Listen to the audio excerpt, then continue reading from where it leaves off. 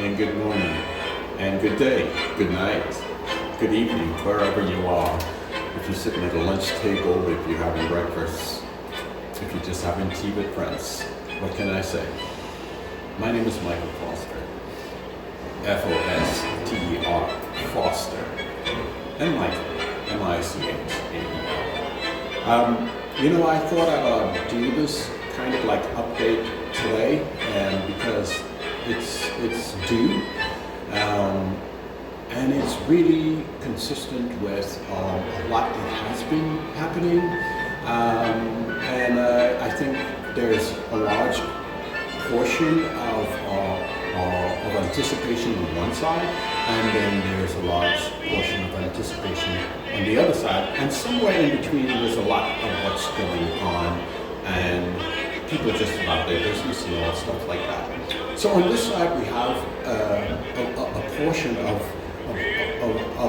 anarchies to Michael Foster. Individuals and peoples and groups and whatever who've harnessed themselves to pay special interest to that particular person. And then on this side here, there's the kind of wherewithal. There's some people who just, I don't know, I don't want to be a part of this. I'm not sure if I'm even a part of it. And for now, I think I want to kind of remain reserved because it's an interesting phenomenon, and it's kind of entertaining also. And that's a kind of large group of associate business people, old friends, very old friends, I guess, and just folks who are, I guess they have their issues also, so one must respect that.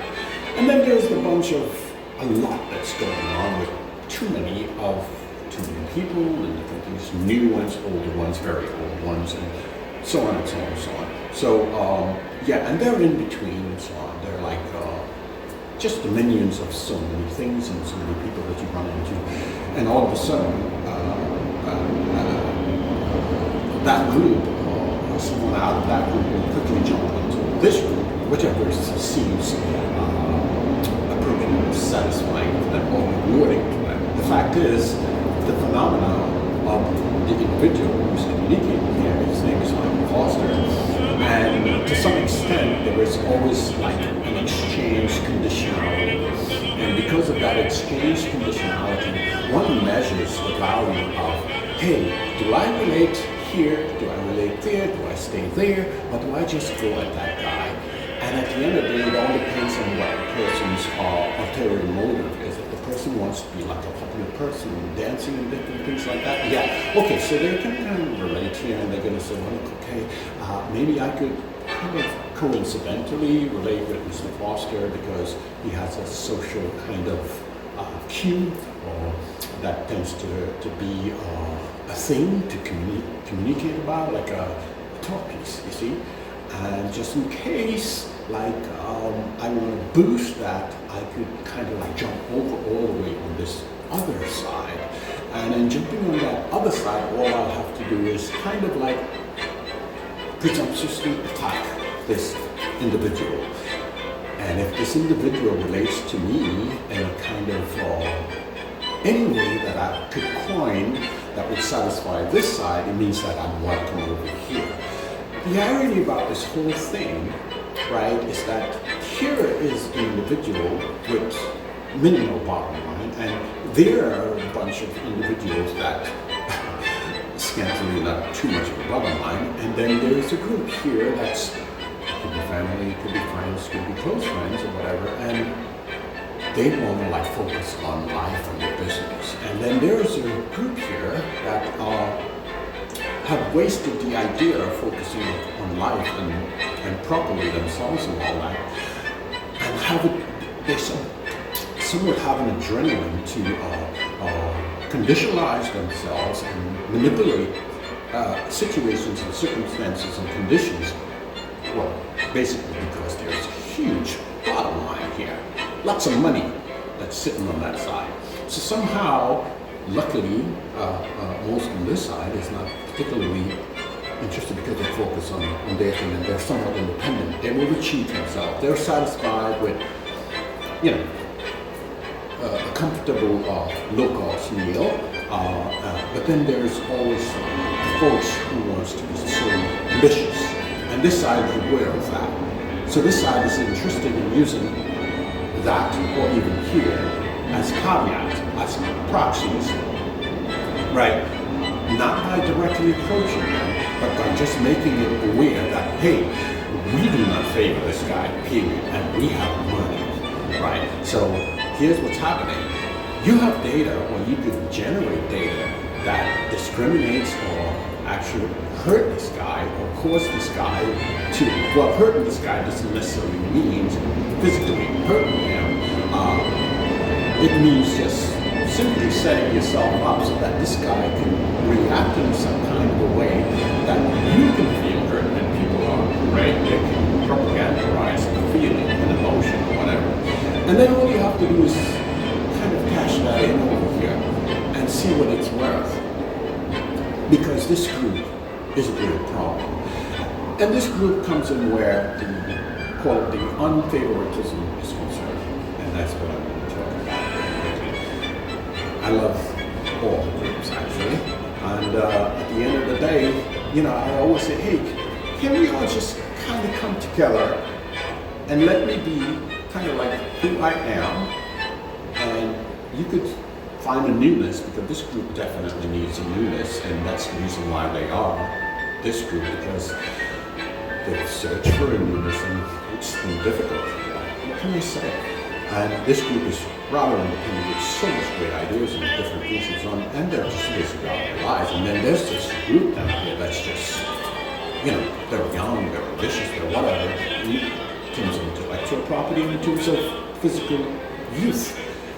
And putting it all together, you know, I think, in all eventuality, coming together would make sense. And with some reasonable admonition to fear leadership, or not so much even individualistic leadership, but mostly something like a coordinates. So like we set a coordinates and we say, hey, this is the coordinates, right? But yeah, it's a fundamental approach to leadership roles, or usurping to a leadership position. But it does not make anyone have a sense of feeling or desire that, ooh, I'm in control, I'm the boss, you know, because you know what, you might end up just being in this position and not have a bottom line. Luckily, some people who are in that position, they're not in that position because they were in the usurping the leadership position at first. No, they've engendered some good wealth from old times, families and stuff like that. And that just sits there, it's a pot of gold. So because they hadn't become like this group to engender a sense of genuine success and independent intellectual articulation and different things like that, they sort of like became an admirer of what they might determine the losers.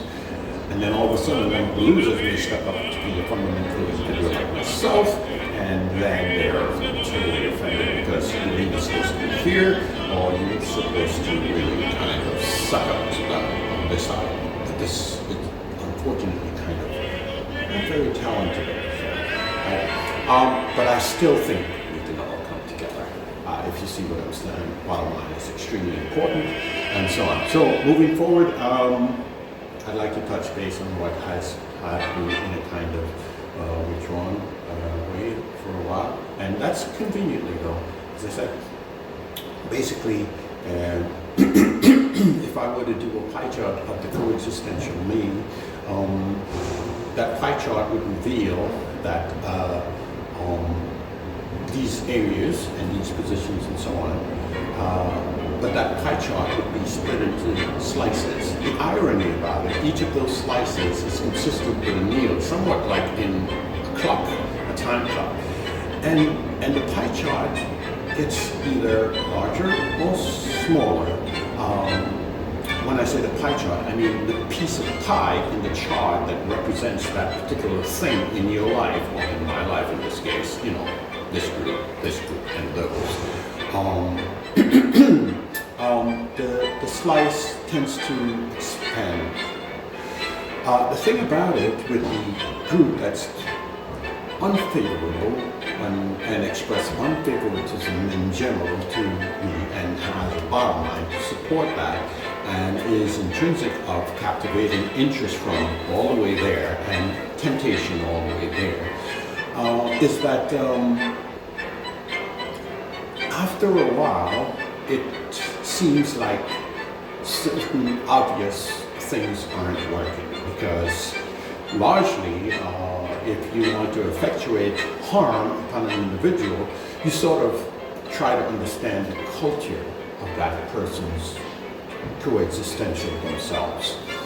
And when you do, for example, black people, you put their back up against the wall, they say mother effer and they get rough. If they say mother effer and they get rough, that means they're pretty much just incriminating themselves, and it's just about the process of getting their asses in jail. You know, and then there's another group that's pretty much passive and so on and so on, but never a situation where someone tries to be kind of neutral. And in my neutralizing or neutralizing the situation or the attacks, I have created a type of firewall. And that firewall is different than my entire whole honest pie chart operation as to who I am, meaning all the other aspects, all the other slices in that pie, like businesses, like lifestyle, like personality, spirituality, emotional stability, fun time, socializing, and just resting and vacating and things like that. These little slices and so on. And then there's the intentional aspect of progressive endeavors. And those progressive endeavors might have something to do with money, might have something more to do with individual acceleration from a domestic point of view, perhaps, people are focused on domestic values on the basis of different avenues, right? Some folks don't want to have kids, some folks wish to have kids, some folks don't want to marry to a man, they want to marry to a woman, and so on and so on and so on, different aspects, but they all make up different other slices. The irony about it, when a group that is this sophisticated decides to make focus upon one individual, which they did, and they started in I'm going to get to that in just a moment, right? It puts that individual in a position where as much of these other things are so important and so valuable, they're aware of that. You have to now, for me, luckily, I was able to create in an early stage my firewall, somewhat like a dome bomb, that thing that protects the bomb coming in from Palestine or whatever. Except it's a little more technologically sound, and it makes more sense to apply in this fashion of livelihood. So here's what's happening. When I set up this firewall, I didn't set it up because I feel seriously penetrated by unfavoritism. No. I set it up because I have to attend to unlimited innuendos, right? And as they pour in, due to a desire to accelerate to this side, or a sudden slump on this side to just create an impact, and so on and so on. The firewall basically says to me, I cannot ignore it. It has to be interpreted, and it has to be blocked.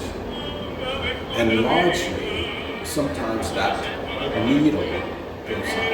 It goes up a little too much. And it can go so far. You don't want it to hit 100% because you're dead, right? And it goes up. And depending how you relate to it, it comes back down. and we have spectators who are paying attention to that, right? So now I would say it's like about here. So because it's just about here, that's roughly what, 18 to 20%? 18 to, yeah, just about, well, yeah, it's about 13% actually, yeah. So because it's about 13%, gives me a position to say, okay, hey, the incoming is not that bad. I've been able to block out most of the new sophisticated weaponry, whether they come by way of hacking, whether they come by way of harassment on the phones, you know, so much, and whether they come by way of individual persons who are positions in hopes to get a reaction. And so I've been able to really block out a lot, right? And the firewall is functioning, if you see what I'm saying. There's more to it. If there was more bottom line, I would make this firewall real fire. If you see what I'm saying. But it's just a firewall for now. If it becomes a fire, then you know what a fire does. Good, moving on. So because of that, I am here and I'm able to sort of like, you know, say to you that unfortunately for the unfavorable few, I am who I am, and I have been who I am, and I thank God for that. And I'm sorry about the larger group on this side. To that extent, I am in lapse, because being in lapse, it means that I would have been able to, these are independent, creative individuals who are focused on their businesses and their lives and their personality and all sorts of good things like that. And usually a guy like me would have said, hey, this is where you need to go, and this is where you need to go. You know, sometimes when I used to, and then throw out much enough, and sometimes a lot, folks would wonder, how come he's always in the conversation? He's talking so much. Did you come to have fun? And so, no, it's because this is that group, and this is that group that has some basic independence and individuality and sound intellectual property about themselves, and usually they would like to correspond with a kind of individual like myself who is somewhat unique to provide sort of like coincidental understanding just in the moment, right? So yeah, and then there is the larger aspect of too many newbies and all that kind of thing that, yeah, I would have liked to be able to say, hey, no, let's do, you know, and help a few to get to a status of sound intellectual property and creative being themselves and have good original ideas and become successful in business and different things, and learn to achieve financial bottom line, not simply just to sit and wait that it's being acquired. So, yeah, so I would head on to this. So basically,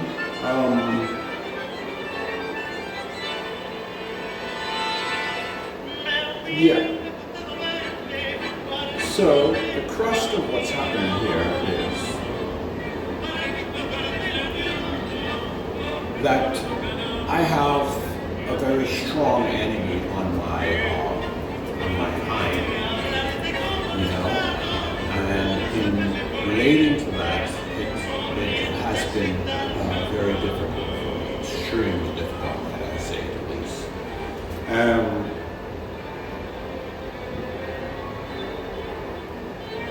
Maybe I should sit down for this. Yeah. Okay. So basically what's happening is that recently I initiated a lawsuit against Mr. Philip T Gildred and his group. And by and large, anyone who wishes to join his group by proxy makes themselves consistent under these legal implications.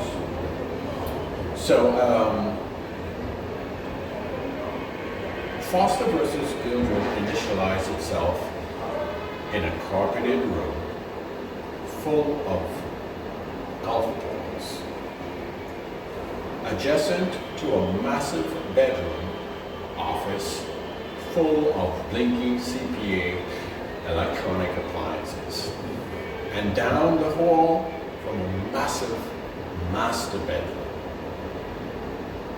There was a waterbed. Dance partnership training is mutual and can be intense. 1. There's practice training similar to dancing with various types of sticks. 2. Tactical training when partners immerse with each other. 3. Ambient training when partners explore tricks that parallels to a virtual audience. And 4.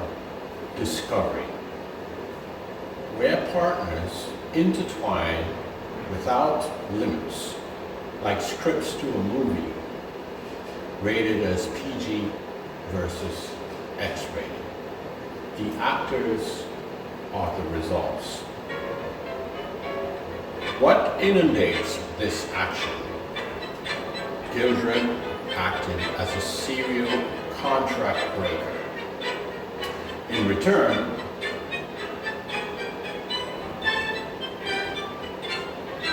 Foster,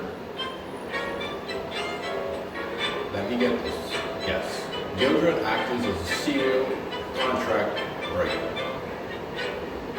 Yes, he acted as a serial contract breaker. I hate talking about this line. You know, it does get to me. For the most part, when I don't.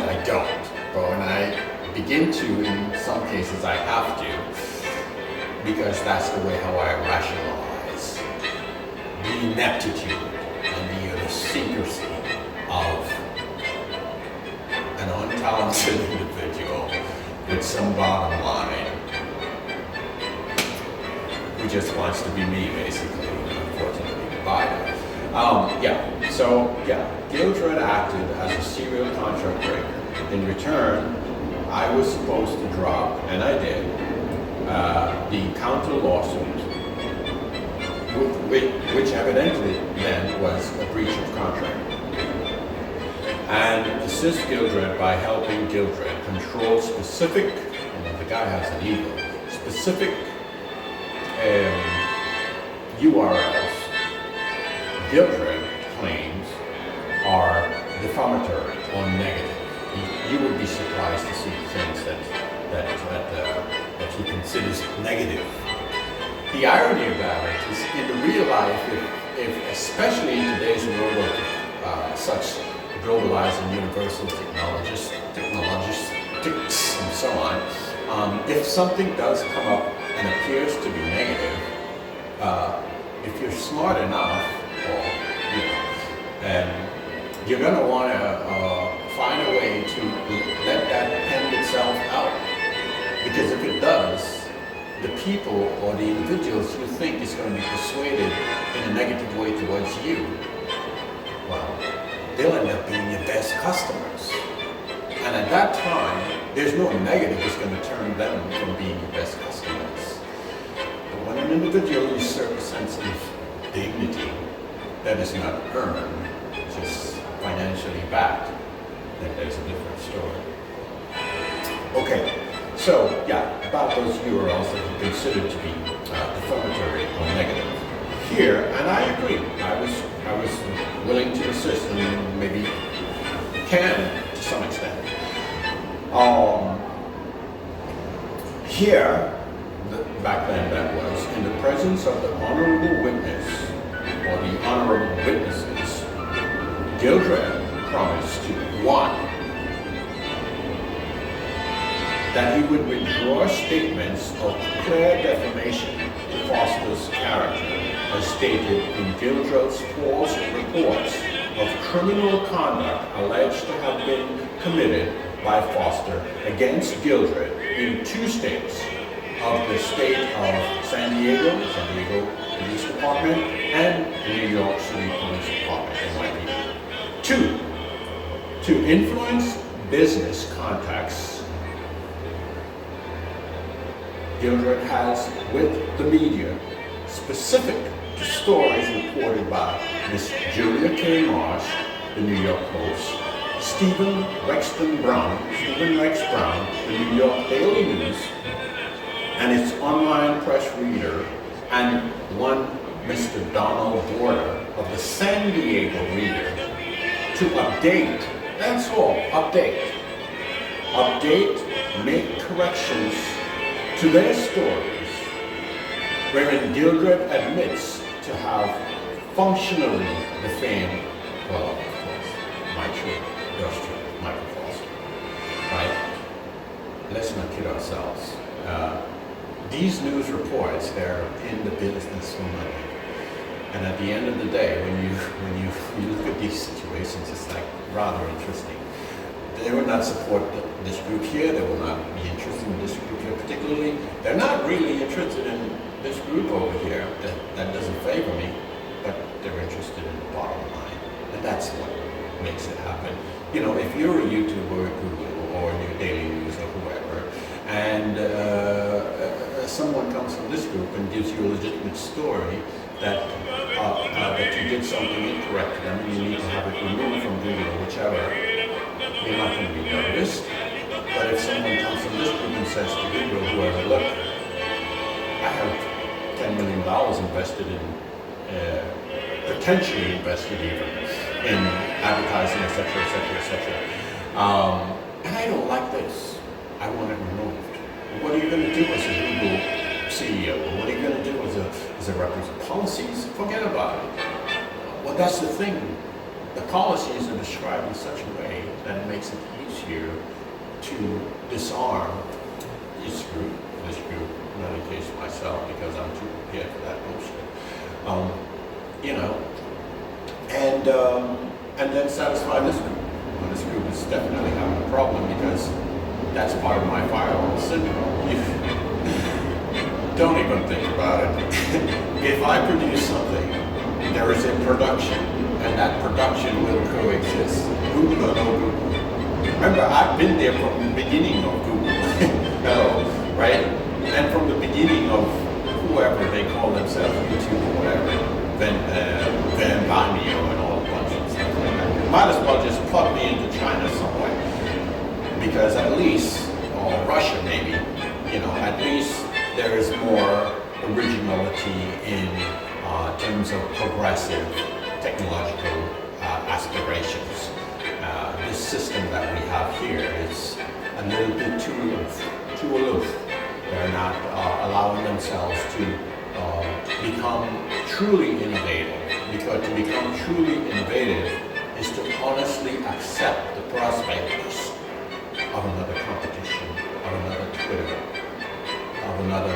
You don't just keep setting yourself up, so maybe something like a Truth Social couldn't even get closer to what you could be. When in fact, the Truth Social is, whatever it may be, does have the potential, but it wouldn't, because algorithms would say, hey, I'm Google and you need to respect me and I'm the boss over here, so I'm going to bust your ass.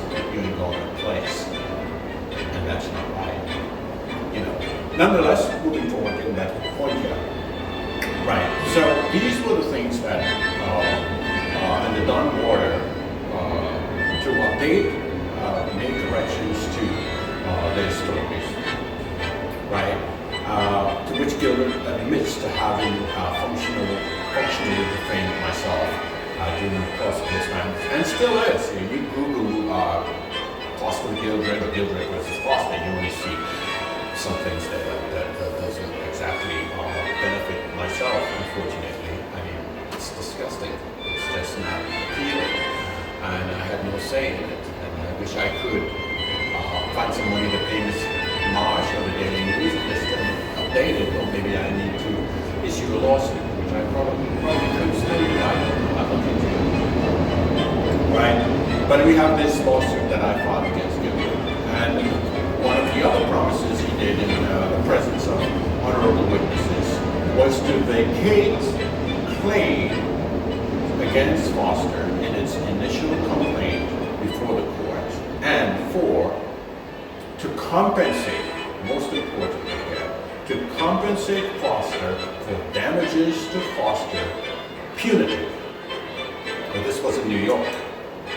They have a different rationalizing of punitive in civil matters in California. We'll get to that too, right? Punitive, and so on.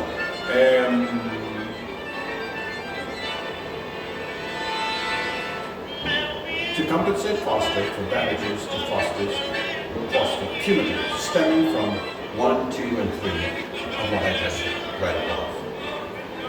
The witness in private session with Foster ordered Foster to sign the current agreement, which I did. How dare me? The boss of a chamber says to me, your asses better sign this shit right now. Okay? I took a pause. Okay, so fine. Mr. and Mrs. Gildred, Jennifer Borge, and Rafkin, a bunch, everybody out in the court. I'm in the court. I'm before the boss, respectively. He's a good man. I'm before the boss. The boss says, sign this shit. What am I going to do? Alrighty? What am I going to do? Remember, I'm not there with a huge bottom line, and I'm not even here right now because I'm not free. And I'm not down there because I left there a long time ago. I'm just here.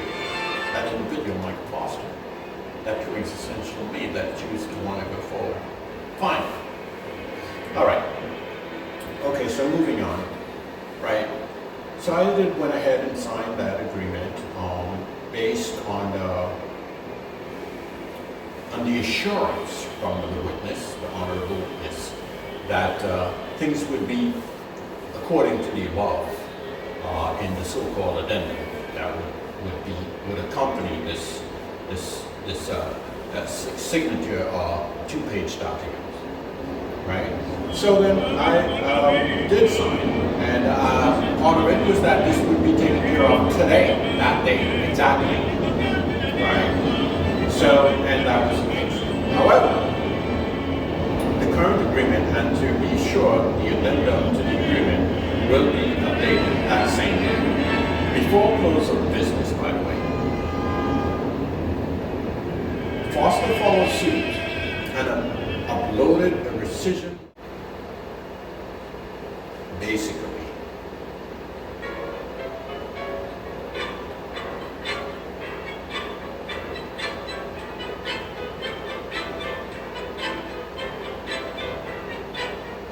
yes. So, I brought the lawsuit against Mr. Gildred because, frankly, he's responsible for really slowing, I would say, at least a decade of progressive businesses for myself. I am not even looking at the effects that it had on my personal, even my physical anatomy, in dealing with his tenacity, his desire to not do simple things like tell the truth, withdraw a dumbass, whatever, police report, make it public, just say something, don't worry. The people are going to say you're a jackass and then they'll forget about it. But don't wait all this time, because if somebody thinks you're a jackass, at this time it's very difficult to help them to understand that maybe you're kind of like in between, a mule and a jackass, perhaps, but not entirely a jackass, perhaps. I don't know. I can't help you, right? But anyway, so the issue here is in this lawsuit, which I'm going to win, and which is going to issue a default judgment against him, and he's of the opinion that that's another battle if a default judgment comes against him, because he likes to see the big picture. And in seeing the big picture here, then he can see himself having a case against the judge or the institution that issued the order. The guy thinks a lot. Good for him. CPA, you know? So really, he knows that something's going to come because it's the simple as answering the complaint. He cannot answer the complaint. He's received it since before the 29th of August. This guy was aware of this lawsuit since January morning with various letters. He was aware of what's coming his way, right? But he is so in himself. What can I say? Nonetheless, you know, if he was really honest also, he would have not allowed me, knowing I don't have much finance applicable for especially things like these, he would have accepted the letter and say, hey, no problem, we'll go to court, and you don't have to serve me, I'm signing this document because you received the document. I'm signing this document, waiver of service, so you don't have to go through all that anymore. He ducked, he bucked, you know, I always use the expression to say that he is an alcoholic. This is a sad term to use in terms of intellectual, commoditary aspect of life, you know. But yeah, he likes things in the default. He likes to assume the default. Because when you assume the default, it means you don't have to put money out, you don't have to work, you don't have to do anything, you don't have to be creative. You see? And I reckon that that's what him and his lawyers do all this time, seeking mediums and ways of the default. Because in all eventuality, you can always cover up a default and say, no, I've been a man about this, I have a lot of backbone, and I fought this thing, and I proved it. This pest that occasionally seems like Gildred's lawyer, his experience is in the fertilizer business. He's a pest control man. His main clients, he litigates for clients who are having legal problems as a fertilizer type of uncreative, that's what I'm trying to say. Not people that really focus on really being innovative. And what's so innovative of killing a bug? You kill the freaking bug, you just kill a bug. You know, well, I don't want to hit pest controllers. We love them. They're good people. They work really hard. But most of them understand their positions in life as a pest manager. They go around, they keep building the street and stuff like that. So just give them the credit. The danger of it is that you have a lawyer who wants to defend them because they want to also get like this. You don't have to. Not everybody has to get like this. Just stay creative, and you'll live a happy life. Nonetheless, that's a little deep. So the issue here is Gildred is the defendant. Mr. Philip T Gildred, Paul Gildred, all the funny names that he carries, and his actions as an individual and principal to defendant to his businesses and the Gildred family of San Diego, because largely he been working on behalf of each of these, and he mentioned them in his agreement.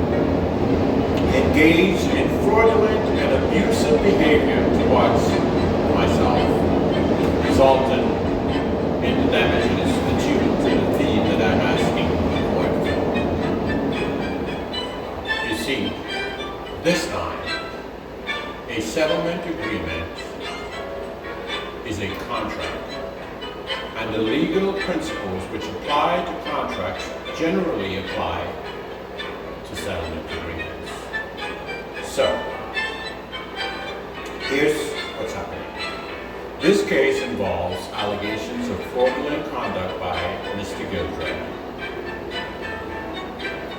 and his actions as an individual and principal to his businesses and also the Gildred family of San Diego. Michael Foster, that's me, is an individual without legal representation. And my lawsuit establishes that the defendant Gildred misused his position and power, to influence and harm my coexistential here, all the way in New York City. Believe it or not, it's that bad.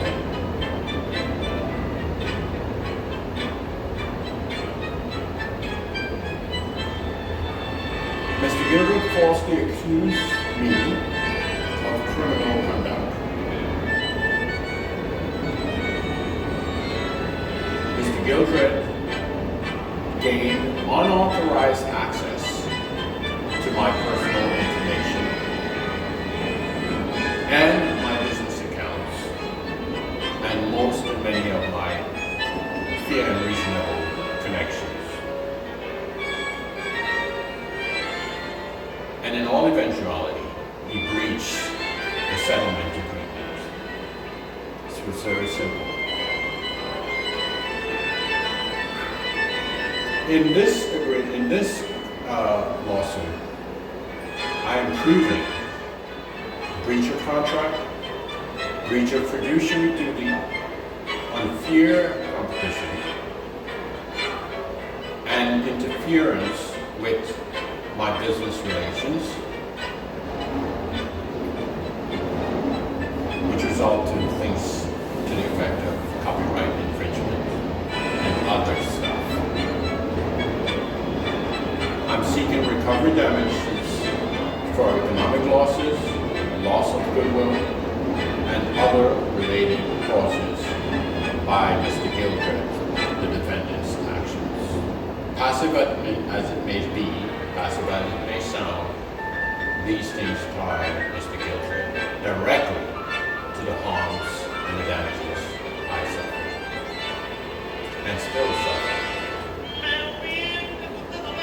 As a poor person without legal counsel, I brought this lawsuit against Mr. Gildred and for his actions as an individual and principal to his businesses and the Gildred family of San Diego. These allegations include, as I said, fraudulent conduct, breach of contract, breach of fiduciary duty, and unfair competition, and interference with businesses and my business relations.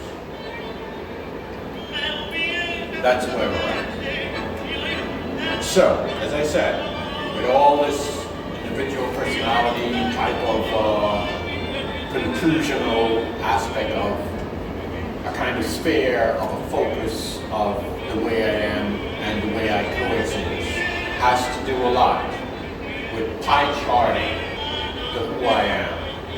In that pie chart, I have slices, and largely it's a very technological pie chart. It has its firewall, and that firewall is like it has to defend out all the other little slices that are unfavorable, and is supported by an immense bottom line. And because of that effect, that firewall tends to keep having to go too far around, and in doing so, it takes up a lot of my time. And I'd like to have this ended.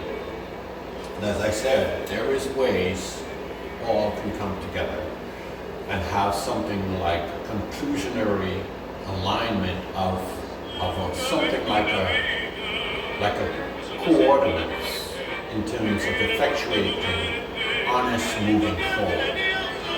Because it doesn't seem like it can come together and pose any one topic of an individual, because what happens there is anarchy. People are blurred by the fact that there is an individual. So establishing the subject of coordinates allows people to say, well, you're out of coordinates, or you wouldn't even have to say that. It's sort of like self-applicable. At the end of the day, everyone has to kind of move on, because at the end of the day, this group is gonna, everything is gonna go. We don't know what is gonna come after. And frankly, it's a kind of self-deprecation method by just keeping it like this. And when you keep it like this, you sort of like apply a reduction on the general life expectancy, the intellectual soundness expectancy, life expectancy of most of everyone. So everybody just stuck right there. Nobody's going anywhere. So anyway, I'm going to wrap it up now. And said, life is life. So we're moving ahead with the lawsuit. I'm pro se, and I'm sure Gildred is going to get the best of all the legal representative he can acquire with money. And close about it. Okay, so namaste. God bless you. Do the right thing, and see you in court.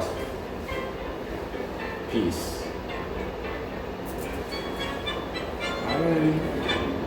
That's it. It's a long video.